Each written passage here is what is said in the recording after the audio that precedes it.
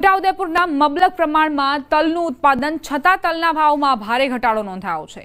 ગત વર્ષ કરતાં આ વર્ષે તલના ભાવમાં મોટો ઘટાડો, તલના ઓછા ભાવથી ખેડૂતોમાં નારાજગી જોવા મળી રહી છે। કમોસમી વરસાદ અને હવે ભાવ ઘટાડાના કારણે ખેડૂતોની મુશ્કેલી વધી। આ વર્ષે ખેડૂતો મજૂરી, બિયારણ અને પાણી તેમજ લોનના ખર્ચ પણ ઉઘરાવી શક્યા નથી। ખેડૂતોનું કહેવું છે કે આ સ્થિતિમાં તેઓ દેવાદાર બન્યા છે અને બાળકોના ભવિષ્યની તૈયારી પણ જોખમમાં મુકાઈ છે। ખેડૂતોને પડ્યા પર પાટું જેવી સ્થિતિ। આ વર્ષે મબલક ઉત્પાદન થયું છે તલનું, પરંતુ સારા ભાવ નથી મળી રહ્યા। જે ભાવ મળ્યા છે તેમાંથી બિયારણનો મોટો ખર્ચ કાઢવો, ત્યારબાદ ખાતરનો ખર્ચ કાઢવો, એ સિવાય જે મજૂરી ખર્ચ છે તે પણ ભોગવવાનો વારો। લોનના હપ્તા પણ ભરાય તેવી સ્થિતિ નથી ખેડૂતોની। ગઈ સાલની વાત કરું છું। ગઈ સાલ તલના ભાવ હતા 2800 રૂપિયા મણ। આ વખત તલના ભાવ છે 1750 રૂપિયા। તે ગઈ વખત કરતા લગભગ 950 ની આજુબાજુ તલમાં મણે 20 કિલો ફરક પડે છે। તલ કપાઈ ગયા, તલ કપાઈ પછી 2-3 માવઠા થયા। માવઠા થવાથી અમને નુકસાન 50% તલમાં નુકસાન છે જ આજે પણ। ગયા વર્ષે એકરમાં સારામાં સારો ઉતારો હતો, એની કરતાં 50% ઓછો ઉતારો છે આ વર્ષ। અને ભાવમાં પણ ઓછામાં ઓછા 1000 રૂપિયાની ખોટ છે 20 કિલો। ભાવ તો બહુ જ ખરાબ મળી રહેલા છે। ભાવ પૂરતા મળી જ નહીં રહ્યા, ખર્ચો જ નહીં પૂરો પડે એવો, કંઈ મળતું જ નહીં।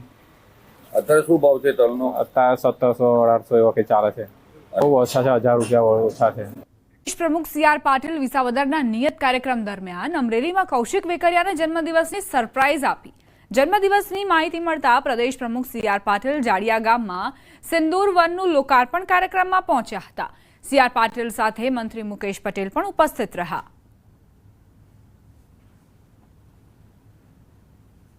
જવાબદારી સાથે જેમણે લોકોના દિલ જીત્યા છે એવા શ્રી કૌશિકભાઈનો આજે જન્મદિવસ છે। જન્મદિવસ નિમિત્તે એમણે લોક ઉપયોગી સેવાના કામો શરૂ કર્યા છે। આજે એક સિંદૂર વન એ પણ એમણે આજે શરૂ કર્યું છે અને સાથે સાથે માનનીય પ્રધાનમંત્રી શ્રી નરેન્દ્ર મોદી સાહેબનો જે જળ સંચય જન ભાગીદારીથી જન આંદોલનમાં પરિવર્તિત કરવા માટેનો જે પ્રકલ્પ છે એનું પણ આજે એક બોરથી અહીંયા શરૂઆત કરી છે। આજે જાડિયા મુકામે સિંદૂર વનનું પાટીલ સાહેબના વરદસ્તે લોકાર્પણ કરવામાં આવ્યું છે।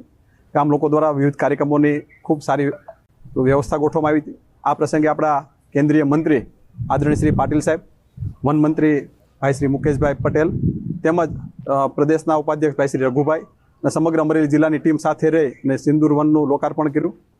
કચ્છની 166 ગ્રામ પંચાયતોની ચૂંટણીને લઈને ધમધમાટ શરૂ થયો છે।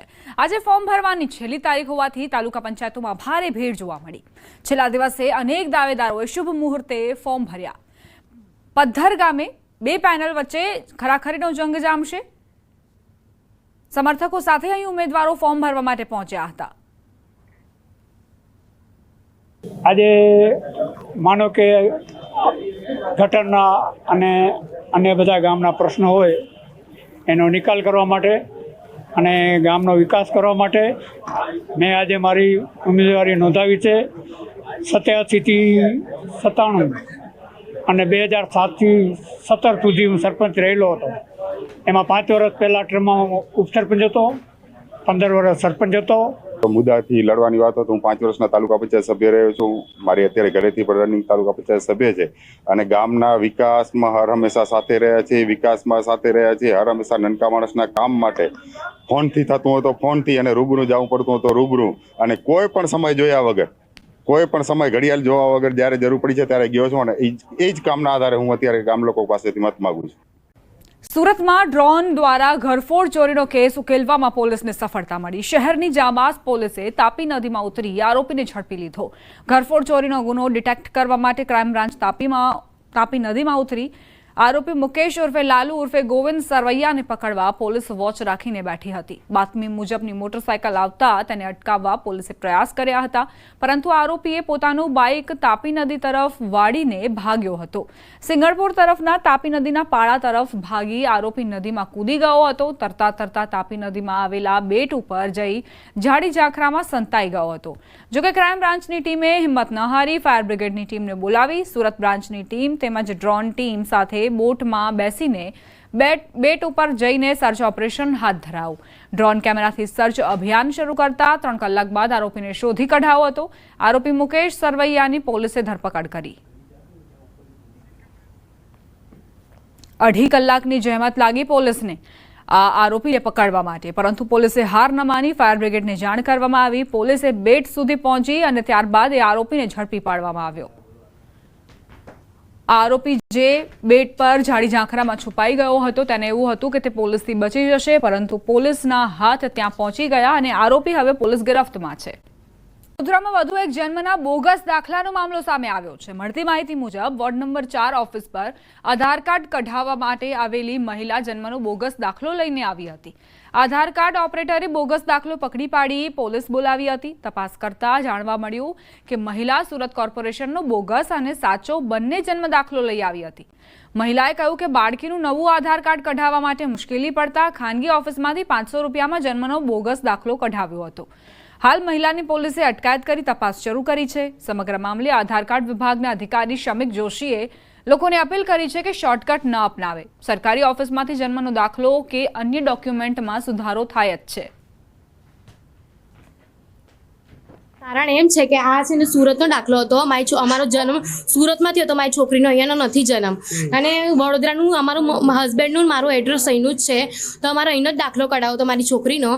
તો એના માટે અમે નવું એને કીધું કે બર્થ સર્ટિફિકેટ નવું કઢાવવું પડશે તમારે, કેમ કે આધાર કાર્ડ અહીંનું કઢાવવું છે તો અહીંનું કઢાવવું પડશે. અને એના કારણે એના પપ્પાએ નવું બર્થ સર્ટિફિકેટ કઢાવ્યું હતું એમ.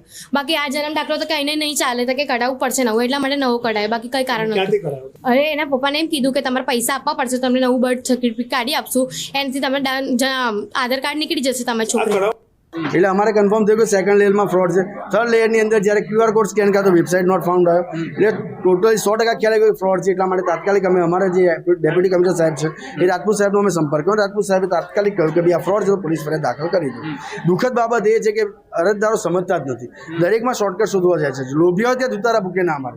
જ્યારે સુધારો વધારો બર્થ સર્ટિફિકેટમાં કરવાનો હોય તો જે તે concern government birth and death ડિપાર્ટમેન્ટનો સંપર્ક કરવાનો હોય છે.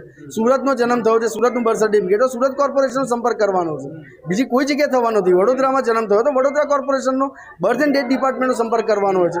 વડોદરા શહેરમાં નકલીની બોલબાલા વચ્ચે વધુ એક નકલી જન્મનો દાખલો જે છે તે મળી આવ્યો છે. વોર્ડ નંબર 4ની હદ વિસ્તારમાં રહેતા એક પરિવાર જે છે તેમના દ્વારા એક આધાર કાર્ડ કરાવવા માટે અરજી આપવામાં આવી હતી અને જન્મનો દાખલો જે છે તે રજૂ કરવામાં આવ્યો હતો.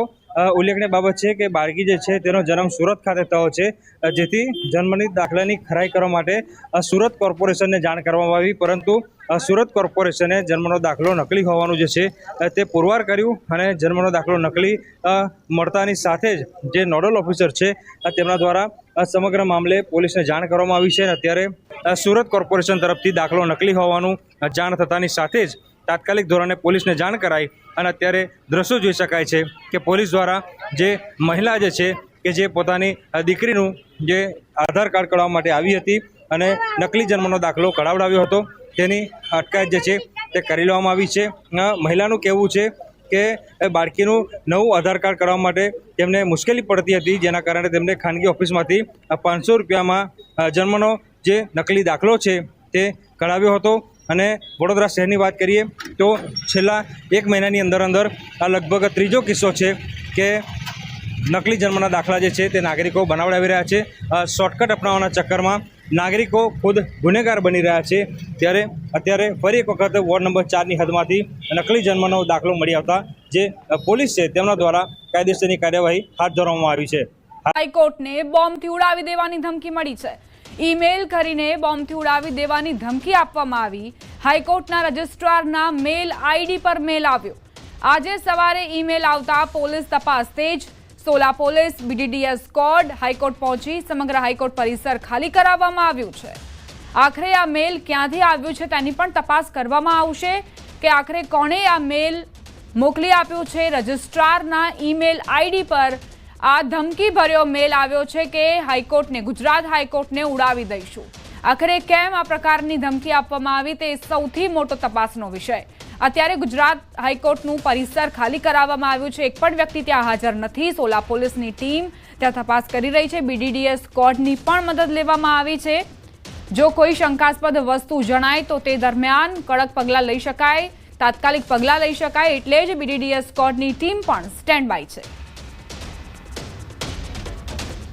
અમદાવાદ શહેરની અંદર નામદાર ગુજરાત હાઈકોર્ટમાં સવારે 11:15 આસપાસ એક ધમકીભર્યો મેલ જે છે રિસીવ થયો હતો, જેમાં એવી વિગત હતી કે અમે સાંજના સમયે બોમ્બથી એટલે આઈડીથી નામદાર હાઈકોર્ટના જે બિલ્ડિંગ છે પ્રિમાઇસીસ છે એની અંદર બ્લાસ્ટ કરવાના છે, તો તમામ લોકોને તાત્કાલિક જે છે એ ત્યાંથી હટાવી દેવા એ પ્રકારનો એક ધમકીભર્યો ગુનાહિત ધમકીભર્યો મેલ રિસીવ થયેલો, જેની જાણ હાઈકોર્ટે થતાં તાત્કાલિક કલેક્ટરશ્રી અને માનનીય પોલીસ કમિશનરશ્રીએ પણ હાઈકોર્ટની વિઝિટ લીધી.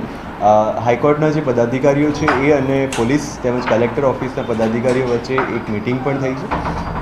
આ જે મેલ છે એને ધ્યાનમાં રાખી અને લોકોની સેફટી સલામતી માટે પ્રિકોશનના ભાગરૂપે મિનિમમ ડિસ્ટ્રપ્શન સાથે હાઈકોર્ટનું જે ફંક્શનિંગ છે લંચ અવર્સ પછી અત્યારે મુલતવી રાખવામાં આવ્યું છે અને પોલીસ દ્વારા અમદાવાદ શહેરની 3 BDDSની ટીમ અને અમદાવાદ ગાંધીનગર સ્ટેટ કંટ્રોલ તરફથી ફાળવાયેલી બીજી 3 એટલે કુલ 6 BDDSની ટીમ અને સ્થાનિક પોલીસ દ્વારા સઘન ચેકિંગ એન્ટી સબોટાજ ઓપરેશન્સ જે છે હાથ ધરવામાં આવ્યા છે.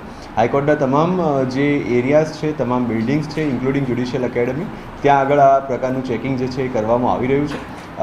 અત્યાર સુધીમાં કશું જ એવું જણાયેલ નથી, છતાં પણ તકેદારીના ભાગરૂપે આ એક્સરસાઇઝ જે છે હાથ ધરવામાં આવી. ગુજરાત હાઈકોર્ટને બોમ્બથી ઉડાવી દેવાની ધમકી મળી છે અને પોલીસે આ સમગ્ર મામલાને ગંભીરતાથી લીધો છે અને હાલ આપ જે જોઈ શકો છો કે જે હાઈકોર્ટનું કેમ્પસ જે છે તેને ખાલી કરાવવામાં આવી રહ્યું છે. જે પણ એડવોકેટ્સ હોય કે જે અરજદારો હોય, જે એડવોકેટ્સ પોતાના વ્હીકલ લઈને હાઈકોર્ટમાં પ્રવેશ્યા હતા તેઓને પોતાના વ્હીકલ સાથે બહાર કાઢવામાં આવી રહ્યા છે, જેથી કરીને જે BDDSની ટીમ જે છે તે હાઈકોર્ટ પરિસરમાં છે, સાથે સાથે ડોગ સ્ક્વોડની ટીમ જે છે તે હાઈકોર્ટ પરિસરમાં છે, ફાયર બ્રિગેડની ટીમ પણ અહીંયા મોજૂદ છે. ત્યારે એ તમામ લોકો જે છે તે સરળતાથી પોતાના કામ કરી શકે અને તપાસ કરી શકે તેને લઈને હાલ હાઈકોર્ટ પરિસર જે છે તે ખાલી કરાવવામાં આવી રહ્યું છે અને પોલીસ પણ જે છે તે સમગ્ર મામલે સતર્કતા દાખવી રહ્યું છે.